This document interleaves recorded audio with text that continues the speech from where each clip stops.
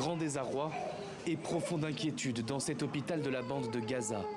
Ces enfants souffrent tous d'une maladie de la peau causée par de mauvaises conditions sanitaires.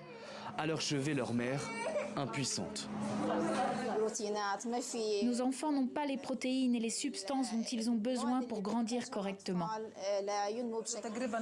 Mon fils souffre depuis près de 5 mois de cette maladie. Nous appelons cela une maladie de peau, mais le diagnostic n'est pas connu. Nous ne savons pas ce qui l'a provoqué. Toute sa tête était couverte de furoncles et il n'arrivait pas à dormir, ni la nuit, ni le jour.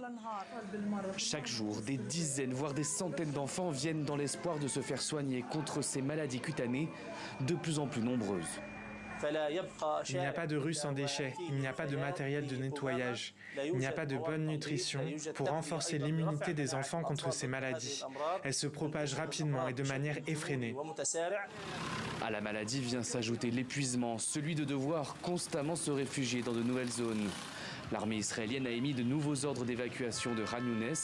Des dizaines de milliers de Palestiniens déjà déplacés s'y trouvaient. La situation est catastrophique et les gens ne savent pas où aller. La région de Mawassi est très densément peuplée. Nous voulons une solution. Nos jambes sont fatiguées par le déplacement et nous sommes devenus malades. Il nous faut une solution. La guerre dure maintenant depuis des mois, bientôt 1 an. Et les gens fuient de Gaza à Rafah et de Khan Younes à Deir al-Balah. Ça suffit. Selon l'ONU, plus de 180 000 personnes avaient déjà fui les violents combats à Khan Younes ce vendredi 26 juillet.